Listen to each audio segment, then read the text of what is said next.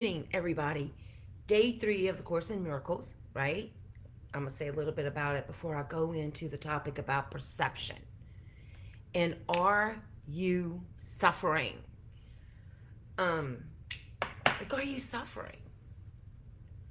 And when I'm talking about suffering on tonight, I'm talking about mental anguish. I'm talking about emotional anguish. I'm not talking about physical pain. So, first, we want to get some definitions straight.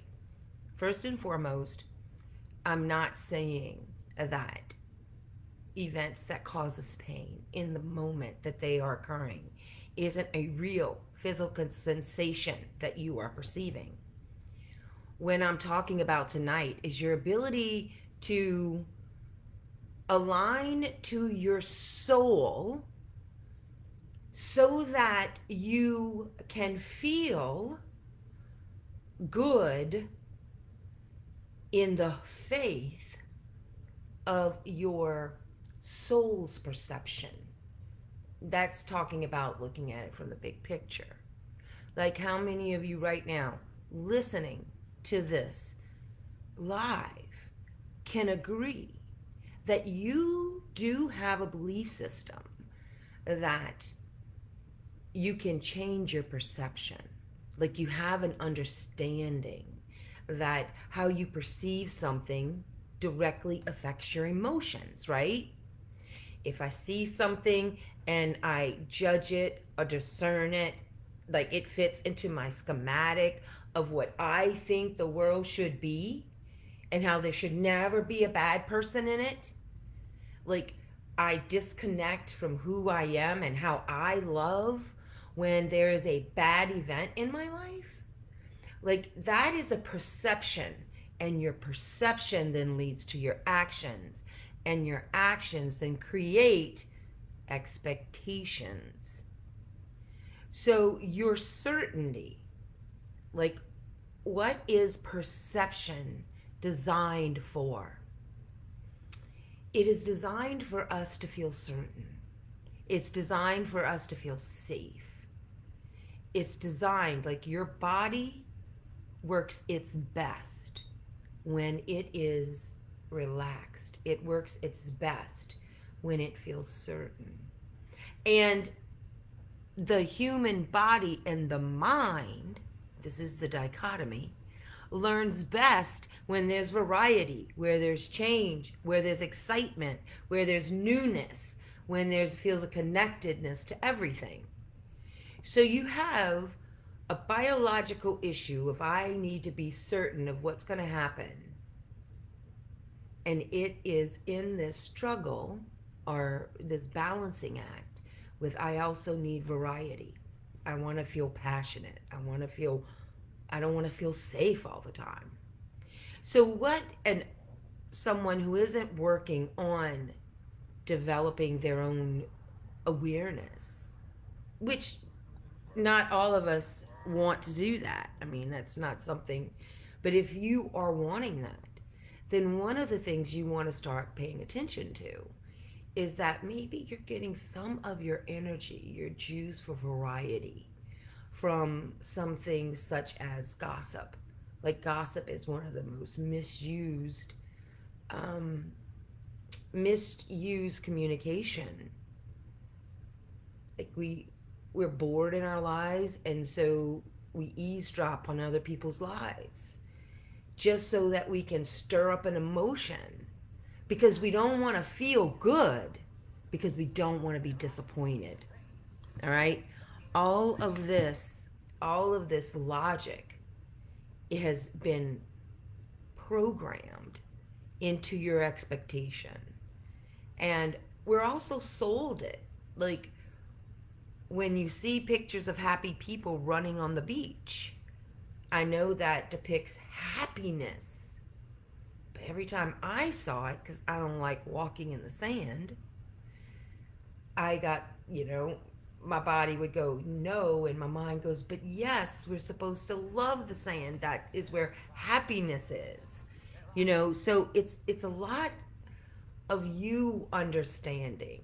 How have you filled in the blanks? How do you fill in the language in your life? It tells you a lot about your perspective. And if you have a lot of gossiping, if you have a lot of rage, if you have a lot of, you know, looking and wishing you weren't where you are, wishing you were somewhere else, all that is really your hunger for you to connect into your own creativity. So that's why I'm leading the Course in Miracles.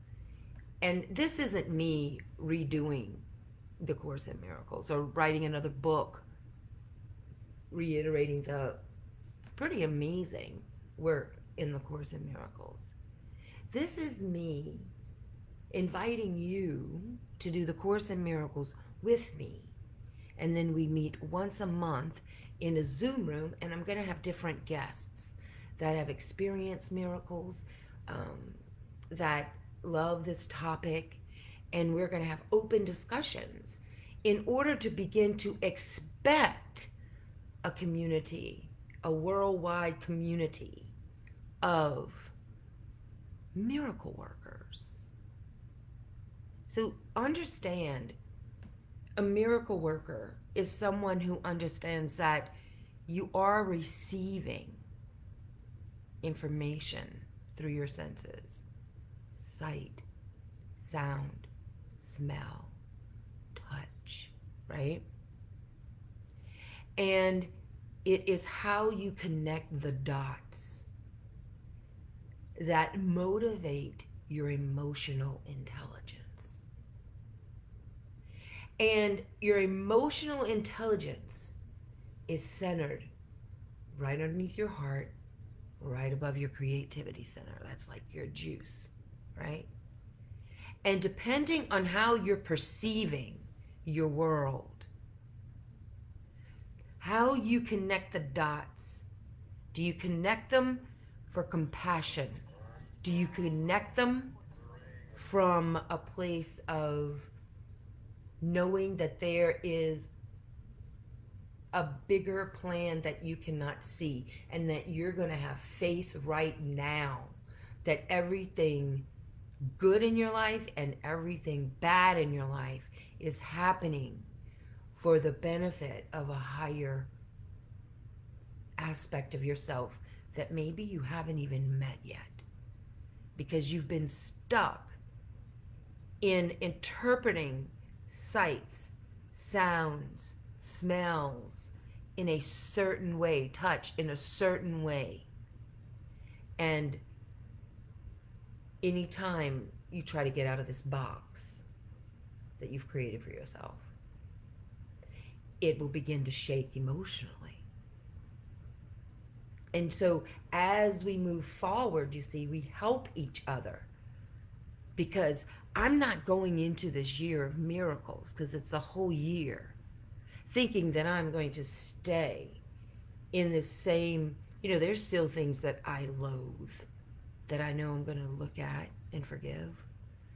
There's still people I haven't forgiven in my life. And I know this year I'm going to face that, because those perceptions are not true. There is a truth, an innocence that connects everyone on this planet, because we were created by one God, one love, one creative source. And in our genius, as we're evolving, we're in the moment now where we have technology and we have the ability to connect, and we have billions of people on this planet who practice laws of compassion, laws of tolerance, they embrace diversity, and they have the ability to call the genius out. Imagine that collective getting together, right? And doing the Course in Miracles together. Imagine the conversation in that Zoom room. And if you have never, ever experienced or even heard of the Course in Miracles, Its whole purpose is to help you have more conscious discernment about how you're going to perceive any problem you have in your life. It will help you make space for a miracle. My definition of a miracle is when someone's mental intelligence, emotional intelligence, and physical intelligence align, and I can see their soul just beam right on through. And in that moment, metaphysically, spiritually, emotionally, physically, that human being is in alignment and feeling connected. And that is the truth. And I have seen people connect to that beam. I've read stories about it in some of the most toughest times in their lives, because at that moment they have to let go and embrace the God within them with all of their beingness in order to survive. And what I'm saying is there's also a way to do it without having to face life threatening or life destroying events. We can embrace this internal power, expect to shake up emotionally in an environment of peace and love and acceptance, and the evolution that is happening anyway. You're able to participate in it from a higher, more relaxed, like, you know, like I don't know what's going to happen tomorrow. What I do know is that what happens or what doesn't happen, my ability to be happy, my ability to perceive, my ability to grow is something I have the free will to call forth. So that's what this journey is. This journey is like a video vlog of, the last 2 days, and this is the first week, has been about looking around the room. And I've been doing it like 2 or 3 times a day, right? And saying, nothing I see means anything. Best Nana ever. You're right? This mug, that lamp, like that's the first 3 days. And today, on day 3, this is it exactly. I do not understand anything I see in the room. Like, I don't understand perception. I just wrote all this down, did all that. You see what I'm doing? I am making space for me in my language. I'm humbling myself, saying, if I'm suffering, I really don't understand what's going on here.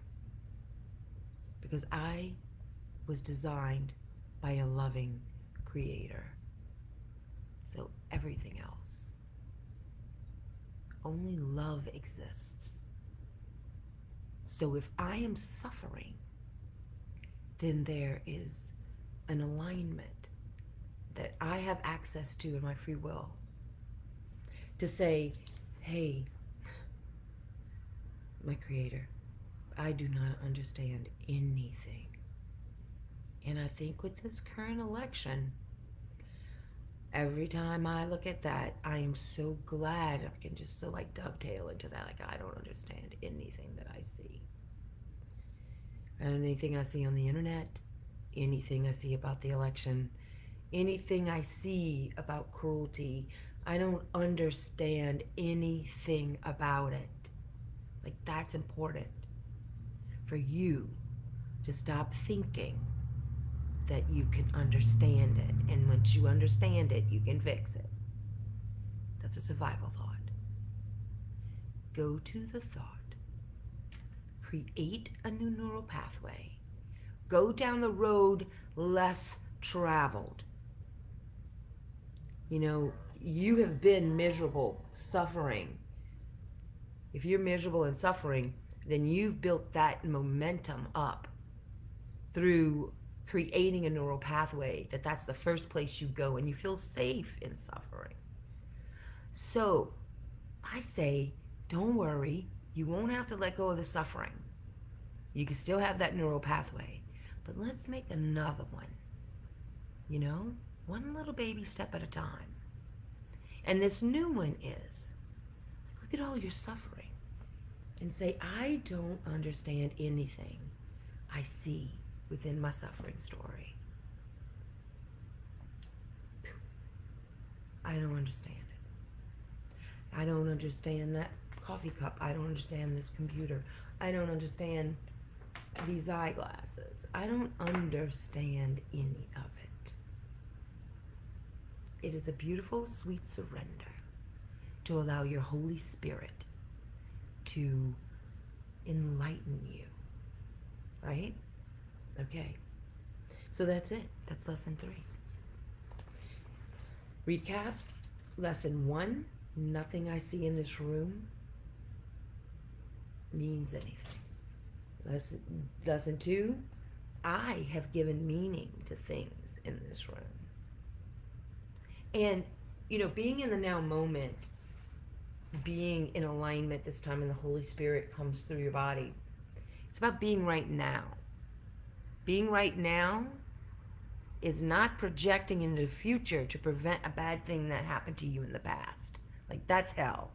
Hell is continually rehearsing what happened in the past, wishing you could do it differently, or cursing the people in the event. Or, well, let's say it's purgatory.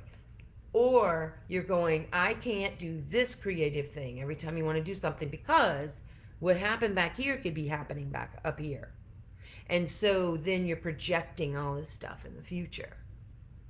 And you still want to punch something, hurt something, because you have put yourself, with the use of your imagination, into a fight between good and evil. And the thing is, you're not born to do that. Only God, your Holy Spirit, can do such as that. You were born in the Creator's image of beauty, light, and love. And that is the only power you have to dissolve any perception.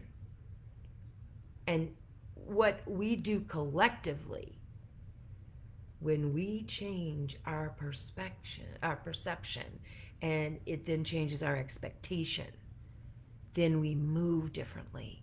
We actually do something that makes the world a better place, instead of just complaining about all the ways the world has disappointed us. So yeah, the Course in Miracles is not necessarily an easy course. It is a course that will not only allow you, as it has millions upon millions of people,